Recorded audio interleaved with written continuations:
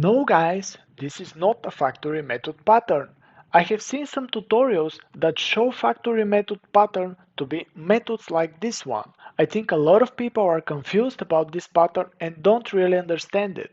On this video I will do my best to explain the factory method pattern and clear up any confusion. Consider the following example.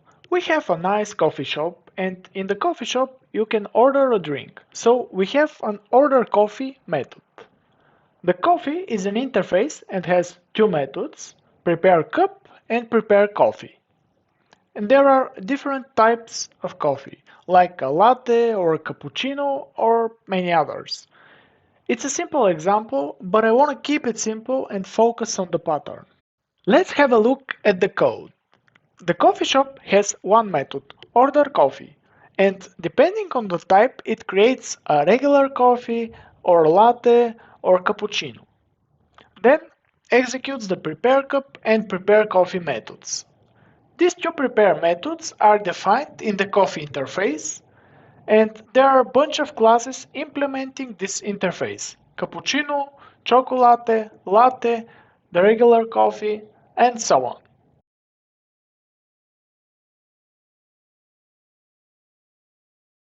And finally, there is a main method in which I create the coffee shop and order a latte. Let's run this example. Okay. Now I want the coffee shop to support more types of coffee. For example, I want to add a vanilla latte. This means that I have to modify the order coffee method. Let's do it. If the type is vanilla latte, then it creates a vanilla latte.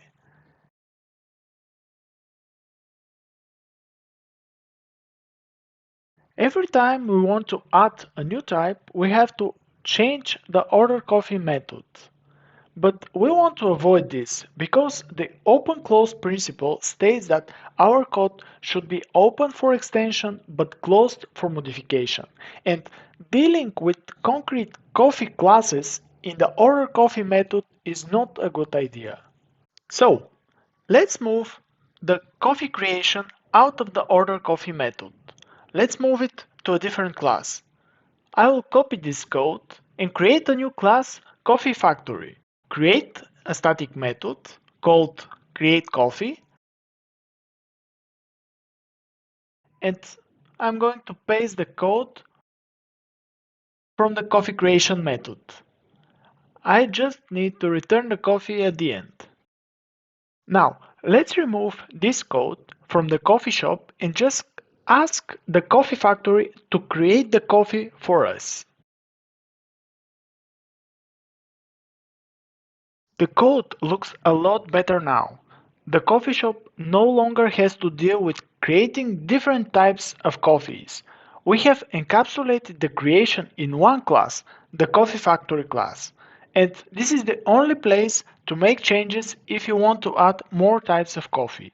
This is called Static Factory. The Static Factory is not a design pattern, it's a programming idiom.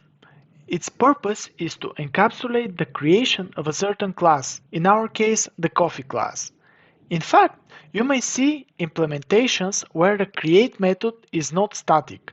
The static method has the disadvantage that you can subclass and change the behavior of the create method. And this is exactly what we're going to do next. Imagine that our coffee shop is doing so well that now we're expanding. We're going to change the coffee factory from a class to an interface. And there will be two implementations of this interface, Italian coffee factory and French coffee factory. And each of them will provide their own implementation of create coffee. Let's make that change in our code. First, extract the coffee factory to an interface, and the first implementation will be called Italian Coffee Factory. Okay, and now we have one implementation. Let's copy it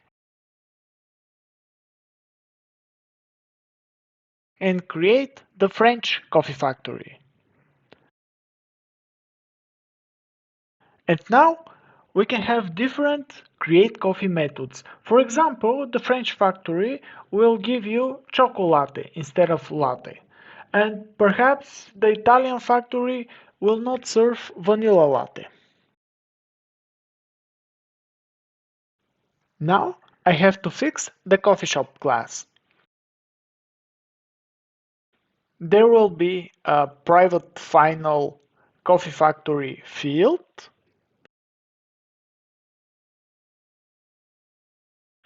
which will be provided to the constructor of the coffee shop. And instead of a static method, we'll use this factory. I have to fix the main method. Now I have to provide a factory to the constructor. For example, the French coffee factory. Let's review our classes for a second. We have a coffee factory interface. We have two implementations, and the French factory has its own implementation of create coffee. For example, instead of latte, it will create chocolate. Let's run this example. And chocolate is printed on the console. If I change the factory to Italian coffee factory and run the example, I can see a regular latte on the console. This is called simple factory. It's another programming idiom and not a design pattern. So far, we have seen the static factory and the simple factory. We saw that they have a lot of benefits and you should use them in your code. But I just want you to know that they're not the factory method pattern. We achieved encapsulation of the coffee creation, and that's great. But now we want more. We want to create a framework that ties the coffee and the coffee shop but allows things to be flexible. And here comes the factory method pattern.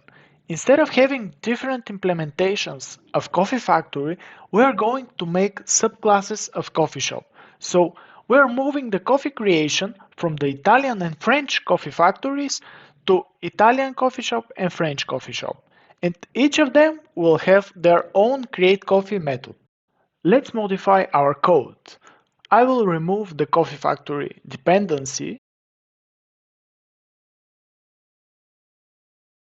introduce a method create coffee in the coffee shop class, and make this method abstract. So the coffee shop must be an abstract class.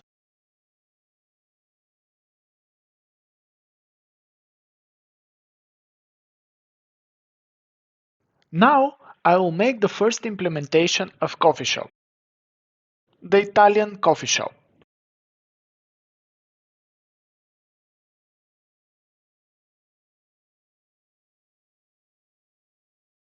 And for the create method, I'm going to copy the code from the Italian coffee factory.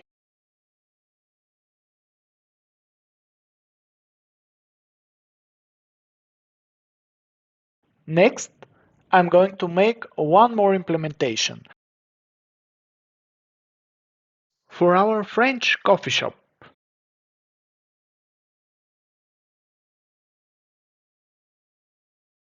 And again, I'm going to copy the code from the French coffee factory. I no longer need the coffee factory, so I will remove the coffee factory and its implementations.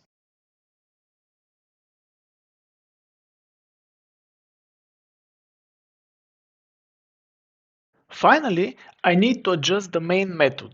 No more factories. I will create an Italian coffee shop and order latte. Okay, let's change it to French coffee shop and run the application.